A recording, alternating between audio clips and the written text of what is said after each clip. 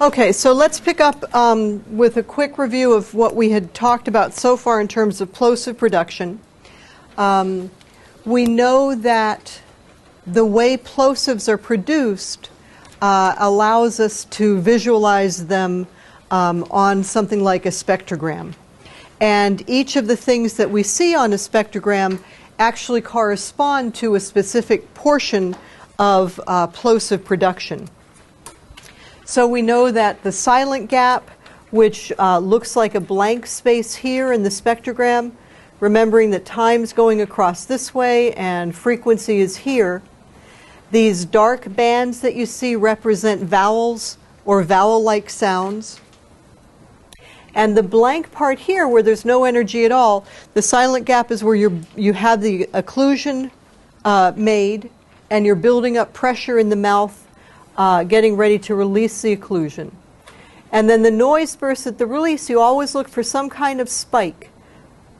It's a transient noise burst. It means that it happens very, very quickly in time. One of my favorite terms for it is called spectral splatter, because you have frequencies present across a wide, wide range of frequencies, but it's very, very quick in time. Okay, so we're trying to get to the distinctions between voiced and voiceless sounds. And those are made by voice onset time. And the significance of voice onset time can vary from language to language. In English, we only have two groups of voice onset time that are meaningful to us, that will make a difference in meaning between different phonemes. Okay, we have voiced phonemes or voiceless ones. Those are the only two categories we have. So voice onset time, this is one of those definitions that you want to commit to memory. It's the time between the release of the occlusion. So if you're looking on the spectrogram, you look for that transient noise burst and the onset of voicing for the following sound. Now we'll see that technically you could also have the onset of voicing for a preceding sound when we talk about one of the ways that we can produce a voiced plosive. But the classic definition is the onset of voicing for the following sound.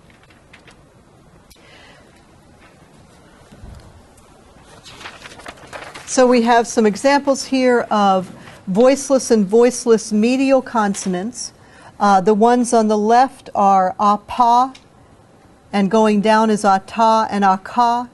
The ones on the right are a-ba, a-da, and a-ga.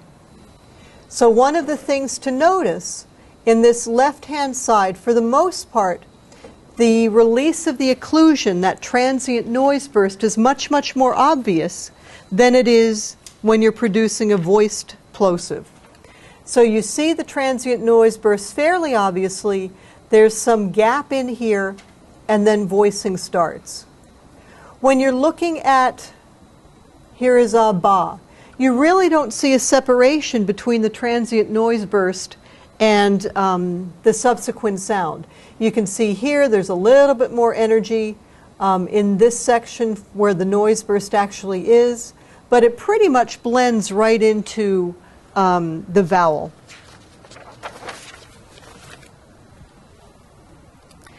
So voiceless plosives are called long lag voicing, and long lag means there's a long time between the release of the occlusion and the onset of voicing.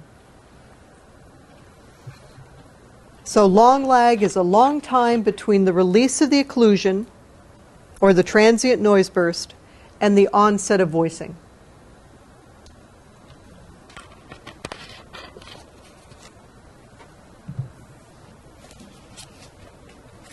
And there's actually a set time for this. For us as American English listeners to hear something as voiceless, the voice onset time has to be greater than 30 milliseconds. So that's still pretty quick. You know, we're talking in milliseconds here. It's not like I'm going, eat. Okay, it's relatively quickly in the realm of conversational speech. But if that voice onset time is less than 30 milliseconds, my ears and my auditory discrimination system is going to hear it as a voiced sound. And I might have to rely on context to figure out if it was Pete versus beat. Okay, so our ears, our auditory system, to perceive something as voiceless expects a long time period between the release of the occlusion and the onset of voicing. That is the only way that we will perceive something to be a voiceless plosive. Now, a voice plosive has a lot more possibilities in terms of how it can be produced. A voice plosive, we actually have 3 different options, and in all honesty, none of these are produced deliberately. It just happens to be how the sound comes out within the flow of our conversational speech. Perhaps if we're exaggerating articulation a bit, we may produce one type of voice plosive versus another. But to our auditory discrimination system and our perceptual system that helps us figure out what sounds we're hearing, any of these 3 ways is going to give us a voiced plosive. Yeah? Why is it dependent on the language? Because children learn to categorize sounds specifically to their native language very, very early. Definitely before the age of 6 months. And if our auditory system doesn't need to discriminate among sounds, the baby's perceptual system will collapse the sounds into one type. So we don't need the discrimination between the 3 different ways to produce a voice sound. So the baby's auditory system is going to go, fine, they're all the same, I got one place for that.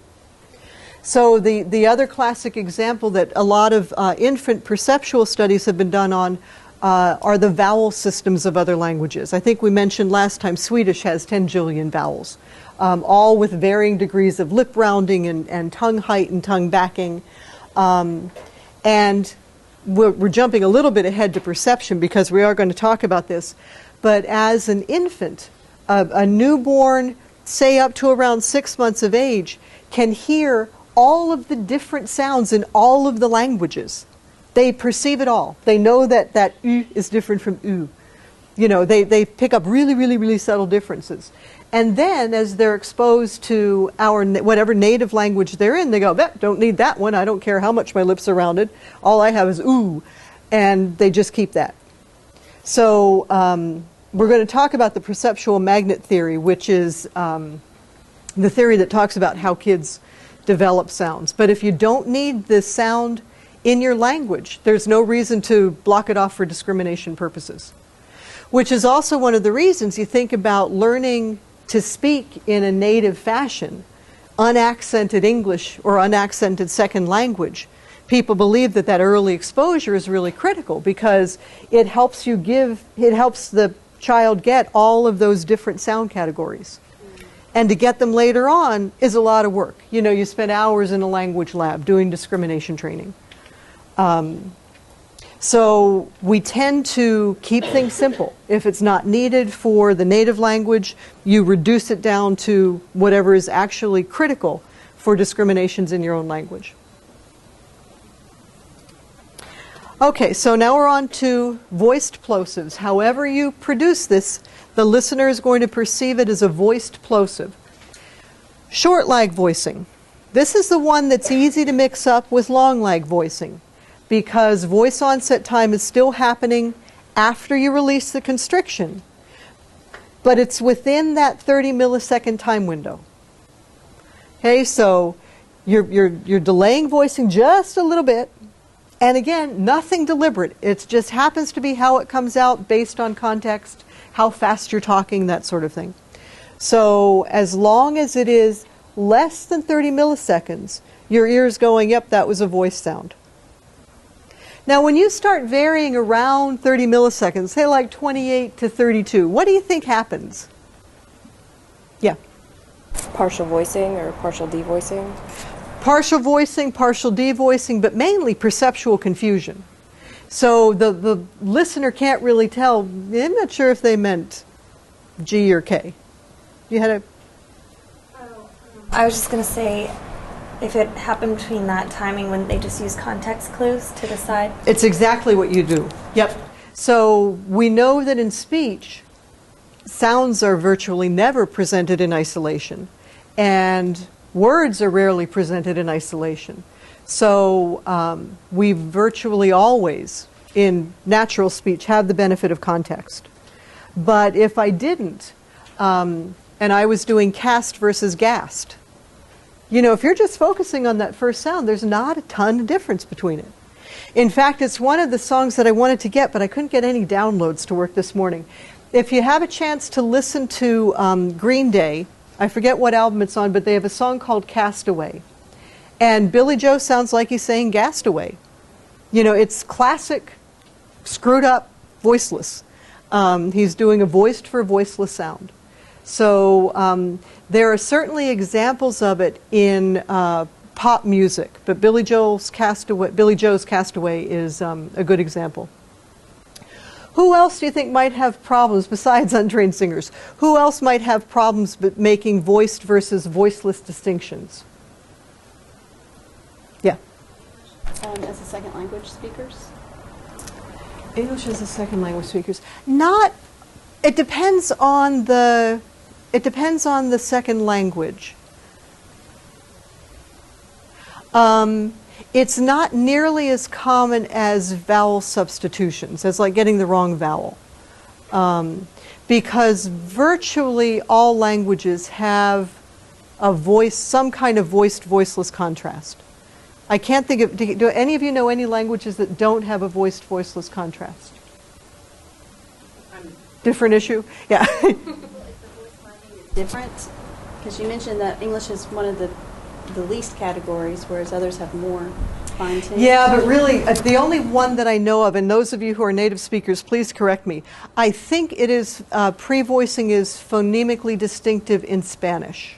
Are pre-voiced Spanish different from, yeah, a little bit different.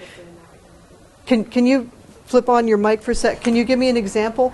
He's doing research on actually the P, like the plosives.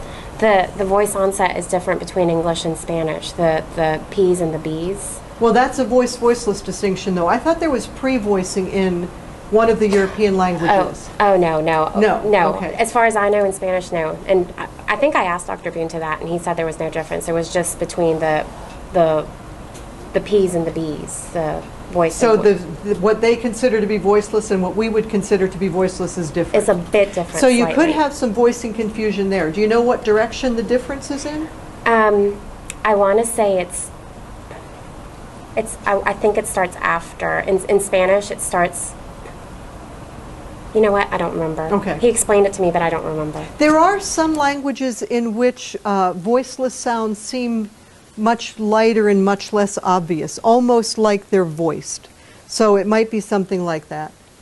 That works for their language, but we wouldn't necessarily hear it as a difference. Right. Go ahead. Maybe hearing impaired or elderly people might have a problem with this? I'm actually thinking of producing the voice-voiceless distinction.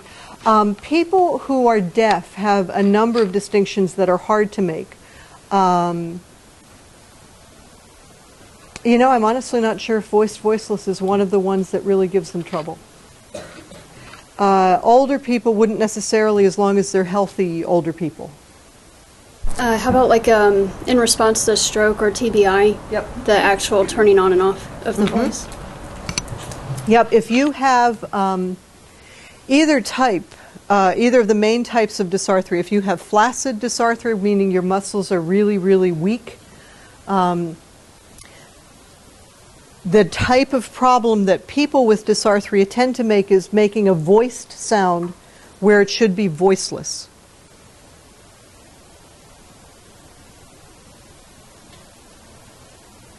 So the most common error in people with neurogenic speech disorders is going to be a voiced for a voiceless substitution. So why would that be? Think of what you're doing physiologically. Why would they produce a voiced instead of a voiceless sound? Yeah. Is it because the signals are slowed down getting to the vocal folds to adduct and abduct them fast enough to make the difference? I don't think I necessarily say the signals are slowed down, but because of muscle weakness, it's difficult to do that big, some people call it a laryngeal articulatory maneuver, that opening of the vocal folds that's required to produce a voiceless sound. And if you think of somebody going ah pa pa pa pa pa pa pa pa pa pa, that's a lot of big PCA activity, swinging the vocal folds open to closed again. The timing of that is pretty tricky. So if the sound requires a quick, large laryngeal abductory maneuver or articulatory maneuver, many people with neurological disorders are not going to be able to produce that. So you end up hearing their sounds as voiced. How much do you think it matters? If a person says voice sounds instead of voiceless for plosives, how much do you think it matters? What I really mean is, how much do you think it will reduce their intelligibility? Why not? Still understand what they're saying, but Well, how do you still understand what they're saying? from the Context. Yeah. So the listener, particularly if you're a listener like you guys will be, who get used to listening to people who have different speech production abilities, you learn to get cues from all kinds of places, particularly semantic cues and syntactic cues. We expect certain words after certain other words. We expect in to be followed by an article. We expect a noun to come next. We expect people to say things in certain places that they might not say in other places. So if you're here talking to me, it's probably different from you're talking to friends when you're out partying, right?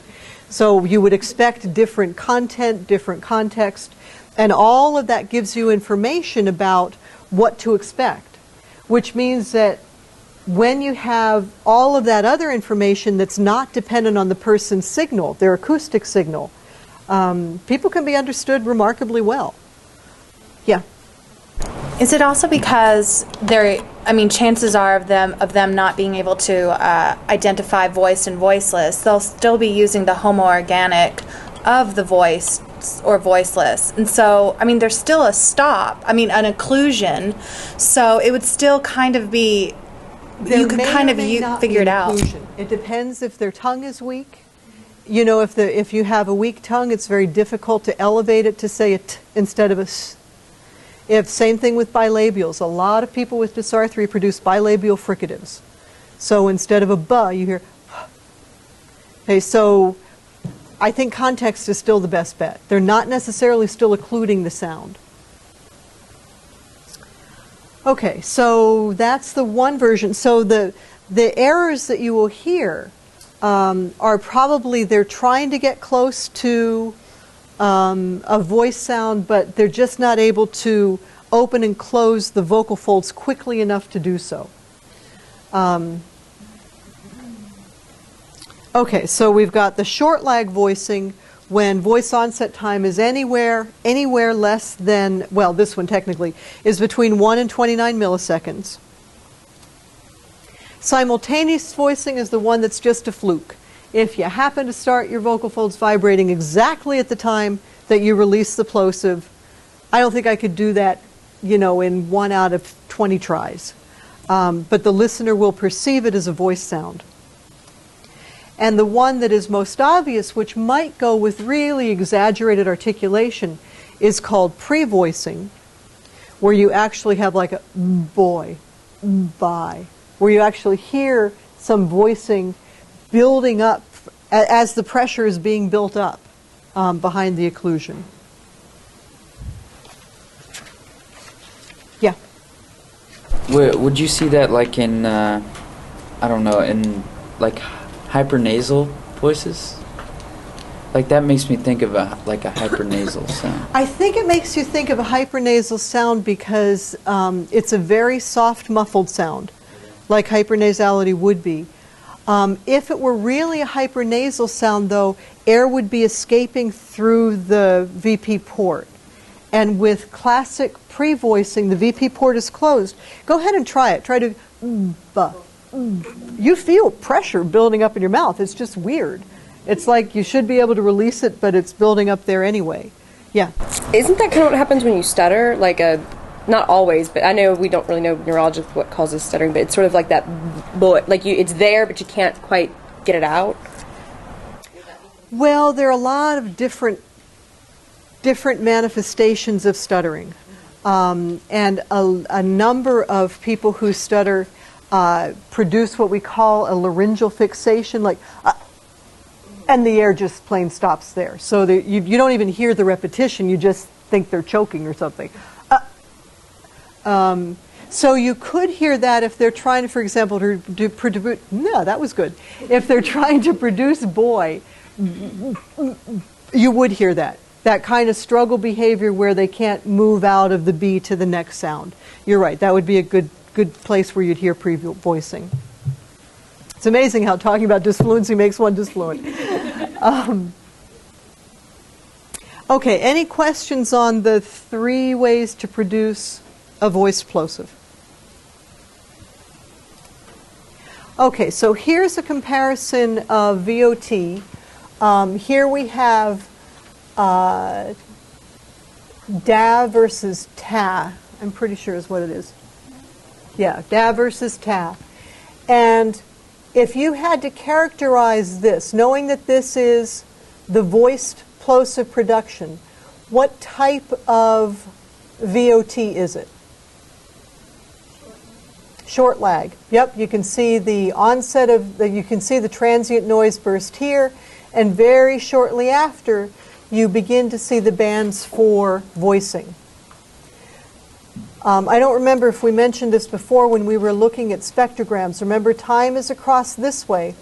Each of those vertical lines or vertical striations is a cycle of vocal fold vibration.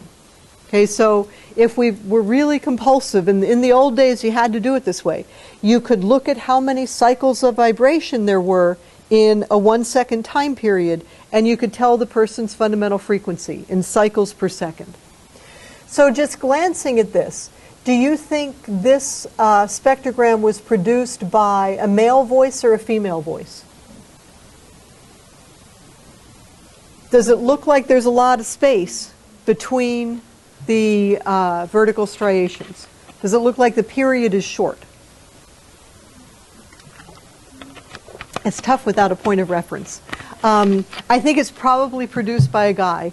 Women's fundamental frequencies often hardly have no space at all between them.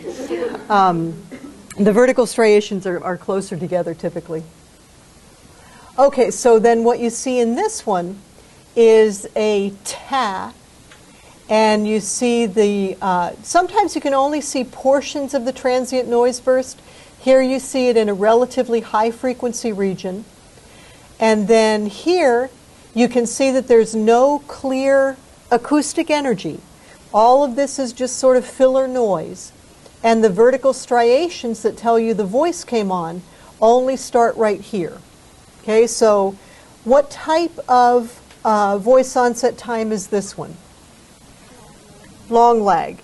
And what do you think is making it even sort of an extreme long lag of voicing? That voice onset time is 108 milliseconds. Okay, so well past that 30 milliseconds, right? What would a speaker do to produce a voice onset time of 108 milliseconds? I heard a couple of answers, but nothing I could understand yet. What do you have to do to produce a super long voice onset time?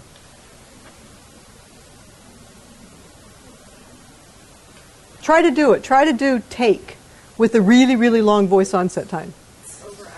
Yeah, over-aspirate. You have lots of aspiration. It's like you're blowing air out because you're over-articulating. So take. It's like putting an H in there. And as soon as you do that, you know the vocal folds have to stay open to let the H air go through. That's going to add to a very, very long lag voice onset time. So if people aspirate their plosives, they will typically have aspirate their voices plosives. They'll have a much longer voice onset time than someone who doesn't.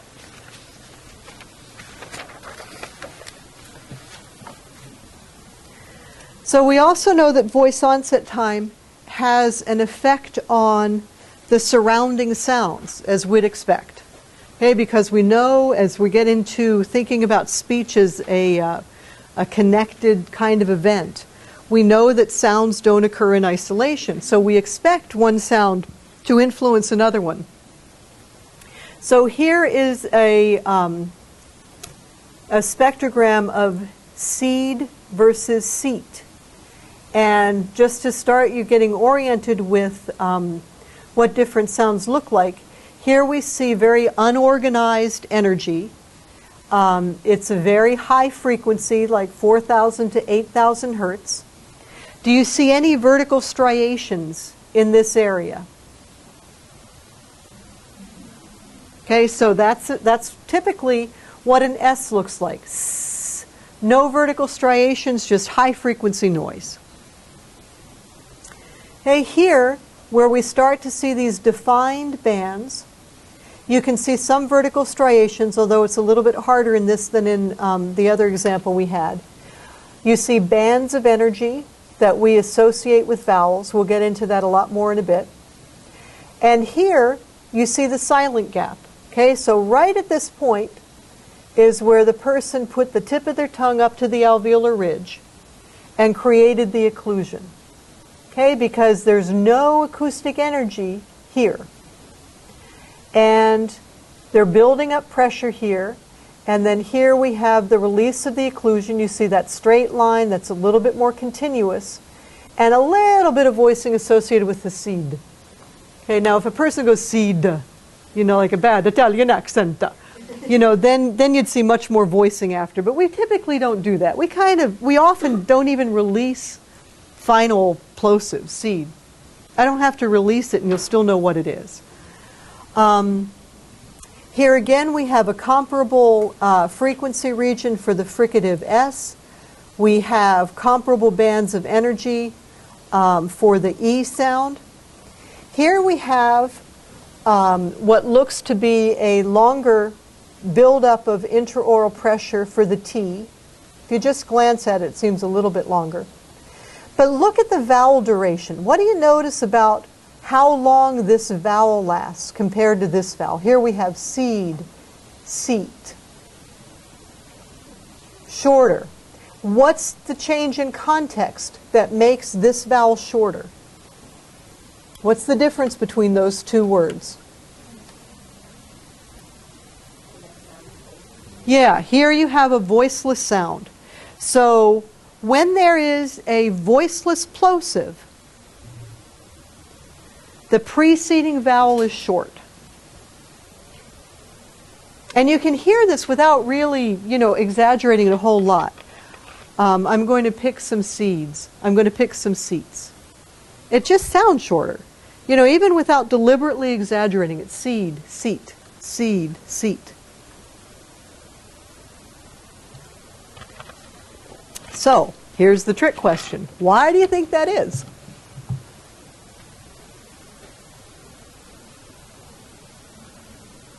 What's different about VOT?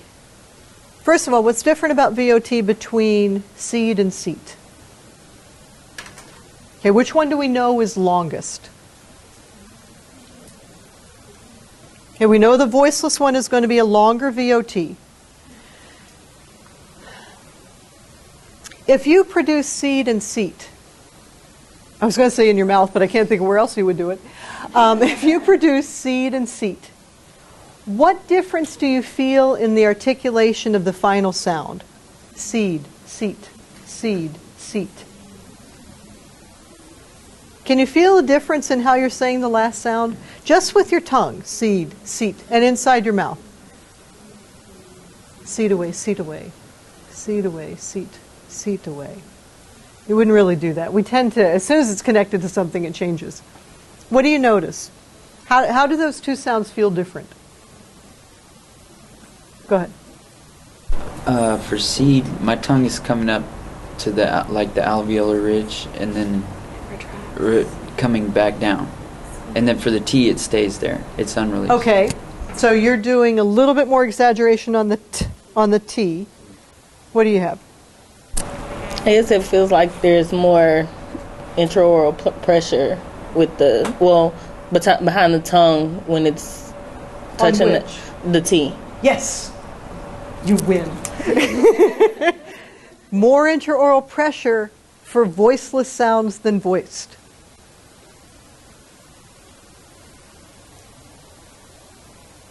Then you're going to have to figure out why. That's the next step. Okay, so we know that voice onset time is longer for voiceless than voiced. We now know that intraoral pressure is greater for voiceless sounds compared to voiced. So if you go duh, t, duh, t, duh, t, why do you think intraoral pressure is greater for the voiceless sound? Go ahead. It has to be in order for you to hear it because there's no vibration behind it. Otherwise, you'd sort of get lost. You'll get lost. Can't find my plosive. You have a longer time lapse, so you've got more built up. Yeah, but it's hard to tell the cause and effect. You need to build more up. Okay, so voice, yeah, it's sort of a chicken or an egg thing. You have a longer time lag, so you can build more intraoral pressure up. What else is diffusing intraoral pressure on a voiced sound, like a duh? Why don't you have as much intraoral pressure on duh compared to t?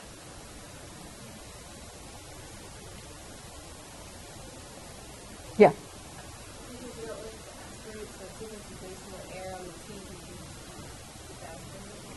Wasting air has to do with it. It's not necessarily on the release, though. You have you're vibrating. For the D, so you're using more air on the level of the vocal folds.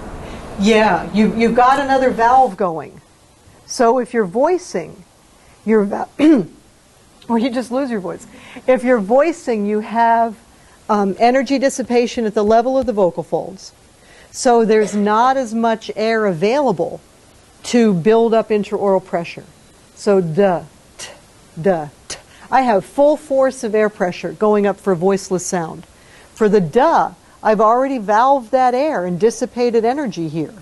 So there's simply not the same amount of air available to build up the intraoral pressure. Is that making sense?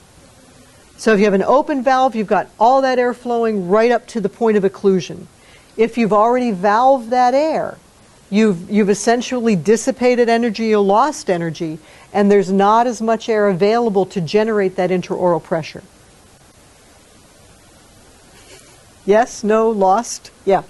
So it's kind of like, this is a random analogy, but like the little screen that goes over a water faucet, like if you take that off, it's just like gushes out, but if you put the screen on, it sort of dissipates it and it comes out more evenly. I love real life examples. Yes. Okay. The little screen on the water faucet is good. Here's our little screen. Water faucet's the airflow. Yeah. We flushed our water heater this weekend. So it's kind of a real salient memory. Yeah, right. Yeah, that's good. So anytime you diffuse energy, you reduce the pressure at at a more distant point. Okay, so this is like the mesh in the faucet. That's the vocal folds dissipating energy, leaving less intraoral pressure at the point of occlusion. Yep. Okay, so we know that in the context of a voiceless plosive, vowels will be shorter because they had to adapt to allowing a greater intraoral pressure buildup. The other thing to consider, so you've got the adaptation of the vowels, they cut off so that you can build up the intraoral pressure for the voiceless sound. When you're going from a vowel to a voiced sound, you really don't have to change much, right? Eed, eat. I don't have to get that big laryngeal articulatory maneuver. So it's natural for the vowel to be longer when it's in the context of a voiced plosive. You know, you can even do continuous voicing. Here it looks like there might even be some energy here that would be indicative of pre-voicing. So the person could have gone "ed" and just kept their voice going the whole time. Because remember, we're always going for efficiency. If I don't have to do that big open maneuver of my vocal fold, shoot, why would I bother? So those are the reasons that the type of voicing has an effect on vowels. So here we have one more example of aspirated versus unaspirated plosives. I don't know what plosive this is, but they are both voiceless plosives. Where the arrow is the release of the occlusion or the transient noise burst. You can see that this voice onset time is probably pretty close to that 30 millisecond limit. You know, it's supposed to be a voiceless sound. Here you can see that the voice onset time is probably in the 100 millisecond range. There's a big, big gap between the release of the occlusion and the onset of voicing.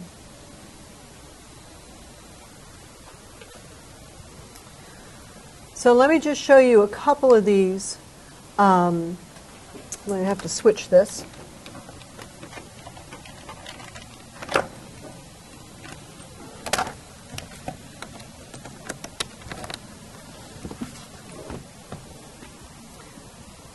So this is a program that you've seen before. I think it makes it very, very easy to do acoustic analysis of sounds. I wanted to show you a couple things about it. What we're going to be doing is generating a waveform just from a straight audio recording and then doing a spectrogram of it. One of the things to watch for when you're reading literature about acoustic analysis is illustrated in this capture option here. And what you can see is something that says sampling, and that refers to the sampling rate. And that refers to how many times per second is the acoustic signal being sampled by the computer. Some people call it a digitization rate, same kind of thing. You get really, really different sound quality from speech recordings depending on the sampling rate. And when you want the most accurate and complete picture as possible, you want the highest sampling rate that's available. So if I go with 1100 cycles per second, that's pretty awful. But I'm going to go for 4400 samples per second, and that's considered sort of the minimum standard for speech. Okay, we want at least 44,000 samples per second, and it's actually been increased a bit now. The default option on the latest version of this is 50,000. So they've upped it a bit and the quality gets even better. So we've set the option. I'm going to try to do a few different types of plosives.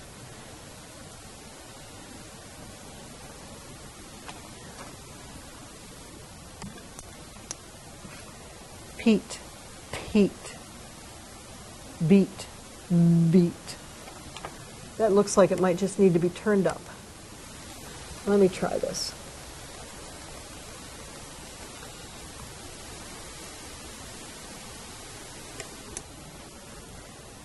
Peat, peat, beat, beat. Okay, and then we're going to see what we get for a spectrogram of that. Oh, that's good. I hate it when stuff doesn't work when I need it to.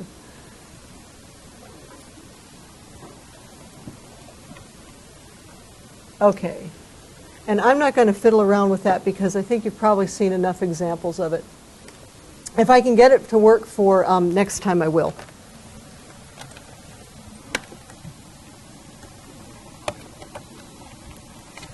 You hate it when it works in your office and then not in front of a class. Oh, one thing I do want to show you, though. Any questions on plosive production? The main thing I want you to get is VOT, the different ways to produce it. And I want to show you my favorite, I don't even know what to call it. It's not quite a tongue twister. It's just my favorite wordplay with plosives.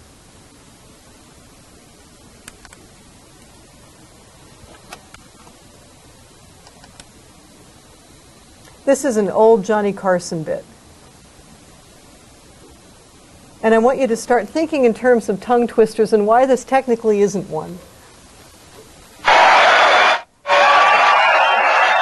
This is the city.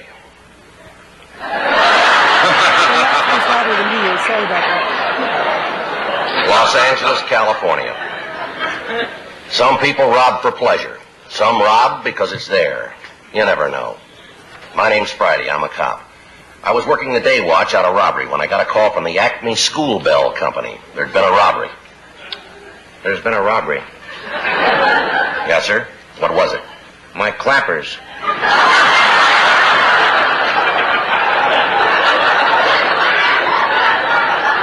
Your clappers.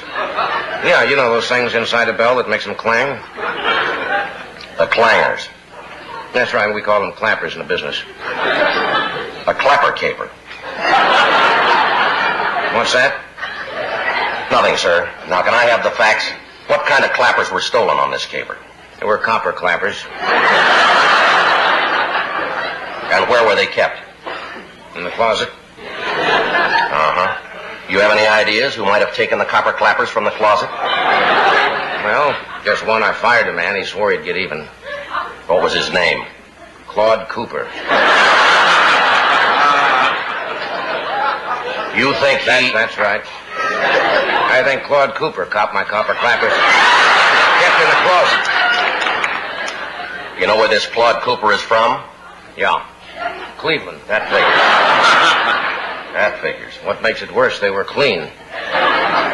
Clean copper clappers. That's right. Why do you think Cleveland's Claude Cooper would cop your clean copper clappers kept in your closet?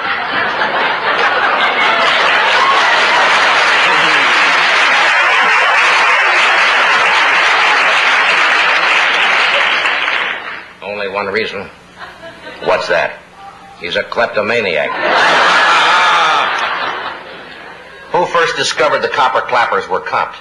My cleaning woman, Clara Clifford. That figures. Now let me see if I got the facts straight here. Cleaning woman Clara Clifford discovered your clean copper clappers kept in a closet were copped by Claude Cooper, the kleptomaniac from Cleveland. Now, is that about it?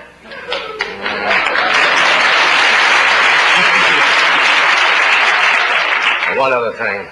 What's that? If I ever catch kleptomaniac Claude Cooper from Cleveland who copped my clean copper clappers from kept in the closet, yes, I'll clobber him.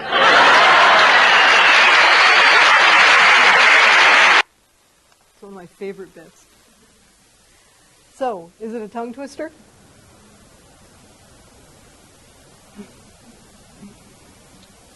All right, we can break it down. What about it would make it not a tongue twister?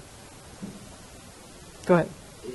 It alternates, but using velar sounds and, like, I don't know, using your tongue as an articulator, like, from clean to copper, like, I don't know. So you're alternating from, like, the alveolar ridge to the velum. Clean copper clappers. The other way to test tongue twisters, which I do constantly, is to say something 3 times fast, and if you screw up within those 3 times, it's probably a tongue twister. So do clean copper clappers, and it is, because the L wants to intrude the second time through. But before they got the blend in there, was it a tongue twister? When it was all mainly k sounds without the alternating with the L. There's one famous tongue twister, Betty Botter bought a bit of bitter butter. Betty Botter wanted better butter, so she went back and bought a bit of better butter. That one. And it's not hard, because it's all B's and one-tap trills for the T's. So if I had it in front of me, you could actually say that one pretty quickly. What do you think it is, just to start thinking ahead, what do you think it is that makes something a tongue twister? So alternating between clean copper clappers, going back and forth between sounds that are pretty close to each other, would do it. What's the classic one? Go ahead. I don't know what's the classic, but that's I'm guessing it's some kind of normal apraxia. Like we can't make we can think it, but we can't make our articulators do it. I don't know if that's because of speed or because I'm sure if you were to read it and say it really slow, then... You're right. If you would read them and say them slowly, you have a much better chance of saying them accurately. Is it possibly because the beginning, it's a consonant vowel for each, it's a consonant vowel for each word? That makes it easier. The consonant vowel for each word. So the classic ones, she sells sandy seashells by the sandy seashore. Why? If you say that one quickly, she sells sandy seashells by the sandy seashore. She sells. I do this a lot. Seashore by the sandy. Why potentially is that a harder one than the Betty Botter bought a bit of bitter butter? Because the first phoneme of the different words are changing. It's going from it's changing, but how much is it changing? It's going from a sh to a s. Right. Like. So those are like really, really close. Yeah. Yeah. So the closer the sounds are that you have to alternate between, the more difficult, the more likely it is to screw you up, right? So if you're only going between, like in the copper clappers, if you're going between the k and a blend with the k, honestly, that's not that tough. It's when the sounds are actually really, really close in terms of manner and place of articulation that you're much more likely to screw up. So thinking ahead to the next assignment, start listening for tongue twisters. They happen all the time. and my family actually plays along with me. I say, try that one. And they do. It's great. So anything that's like a three-word utterance that it only varies in very, very slightly in place of articulation seems to work well and keeps the same manner of articulation. So Copper Clappers is kind of a classic, but not purely a tongue twister. And then there's another one that I'll play when we meet next on Tuesday. That's the same type of thing. It's a really cool riff of sounds, but it's technically not a tongue twister. So start distinguishing what makes things hard to say and what makes them easier to say. So the last thing I wanted to talk about in terms of plosives was to demonstrate the benefit of aspiration when a person is using a sound source that is basically constantly voiced. And so this is an old version of an electrolarynx. It's used for people who have had their larynx removed, and they need another way to vibrate the air within the vocal tract. And so there are much more sophisticated versions of this one now, but it's the only one I had that the battery worked. So I didn't bring them. So the way it typically works is...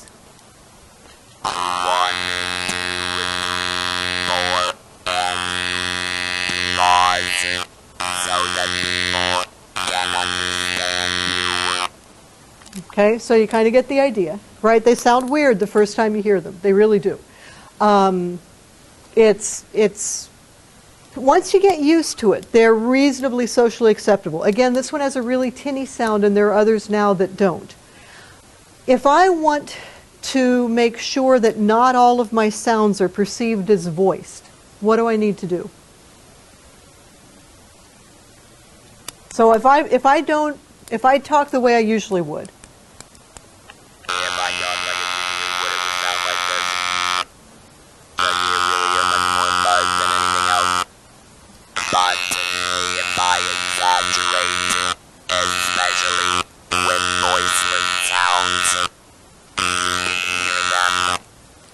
Right? So this is an example of when it's really good to over-aspirate and over-articulate. So it's kind of weird to do that when you have a respiratory system that's connected to the articulatory system. So with a person who has a laryngectomy and the larynx has been removed, their respiratory system now goes to a stoma. So their trachea is extended out to this point, and it's no longer connected at all to their oral cavity.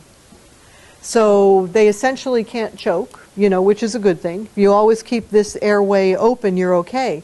But it means that what does it mean if you have to generate a lot of extra pressure? How do you do that? If we over-aspirate, we're going adding that H sound in there, right? What are their options? Go ahead. Like over clicking, like, you know, really clicking that your tongue against your teeth to get the t sound and like really popping the lips. So it's the connection of those structures that makes the sound, not so much air passing through. Well, and you can also create frication within the oral cavity. So try this. Hold your breath and produce an S. If you slide your tongue along the roof of your mouth, you're moving the air that's trapped in your mouth. You don't have to have airflow to do that. So that's one of the ways that they can do it. If I'm exaggerating the T, I can go.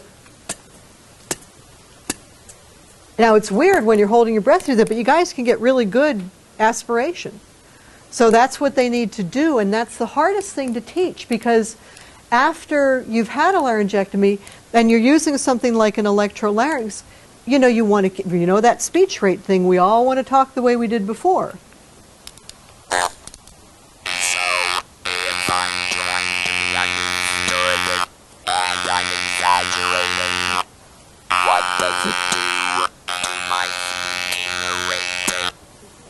It decreases it. Yeah, it slows it way down.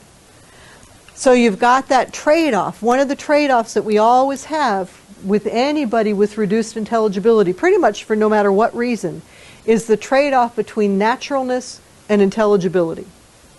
So for a lot of people with disorders, the more intelligible you are, the less natural you are.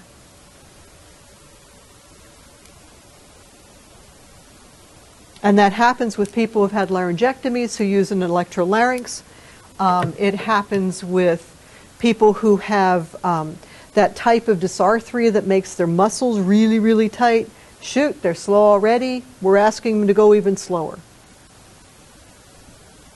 So how can you spin that to people as a clinician? How can you get someone to buy into that?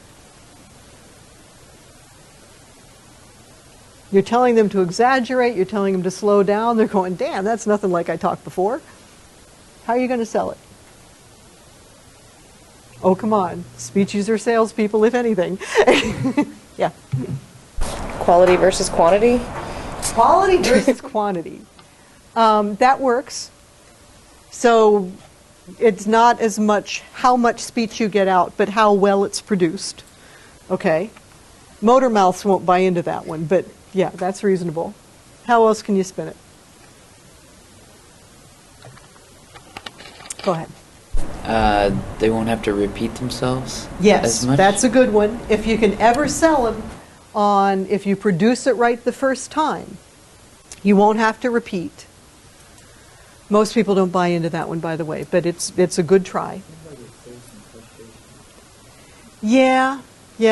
But you know, speech is so habituated. We are so motor programmed to talk as fast as we can. And, you know, we know from preliminary fMRI data that it's a heck of a lot more work to slow down than it is to talk naturally. It's just plain tough to do.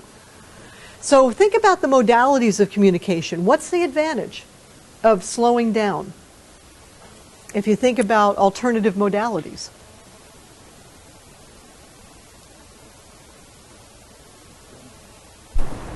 Never mind. Sorry. Yeah, what? Speaking slower is still faster than having to like type or write what you're saying? You bet. You're still in the verbal modality. Okay, you're still in basically the preferred modality for our society. Well, that might change with texting now, right? Because, I mean, my kids never talk on the phone anymore. They just text to each other. It's much more private for them. So, at least for my generation, and a lot of people that you will work with, verbal communication will still be the preferred modality. It is always, even slow, verbal communication is faster than writing.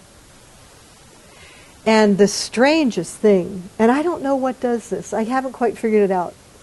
The strangest thing is very often after you visit somebody in the hospital, right after they've had a laryngectomy, they may not have an electrolarynx yet because the tissues are still swollen, or they haven't tried the device that the little tube goes in their mouth yet. And so they write. And they write in complete sentences, and they write forever. There's nothing efficient about it. It's astounding. So it's like they're writing just the way they would have talked. You know, that it's not a shorthand thing. It's not getting the key points across. And so it's really time consuming. And people like nurses who are on a book schedule with paperwork and checking everybody, they don't have time for that. So I think you can sell it in terms of efficiency. Even though it's slower than before, it's still more efficient than any other options in terms of getting a message across. But it's certainly not ideal. I'm sorry I don't have a better one so you can see that they don't all sound that bad. There's a man who works at the wellness center that you guys might run into sometime who uses an electrolarynx. He uses it great. They hear it over their walkie-talkie system. It works fine. Everybody accepts them. You know, people don't blink twice. So they can be really, really an effective means to communicate. But you have to keep in mind when you're teaching somebody, there has to be some unnatural exaggeration for the articulation to be perceived the way people expect it to be. Otherwise, if you lose it, you know, all you hear is the drone, and it's really, really hard to find the speech in there.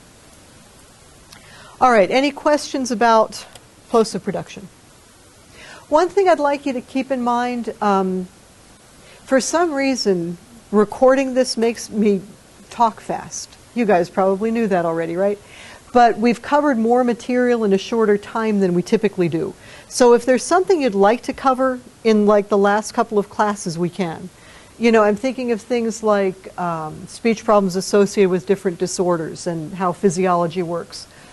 We could look at accents and how they're produced. You know, anything that's off the wall would be fine. Just send me some ideas if you'd like to do that. Because I think we'll have time for it. Yeah. One question. So vowels are shorter in the context of a plosive. Is that correct? In the context of a voiceless plosive. Yep, you got to have the voiceless there. So for the voiceless, you need the time to build up the intraoral pressure that's associated with the voiceless plosive. Yeah. For the quiz on Tuesday, are we going to have anything related to tongue twisters yet? Nope, no tongue twister stuff. Just what we covered on, really just on plosives, the first part here. Okay? All right, have a good time, guys. See you next week.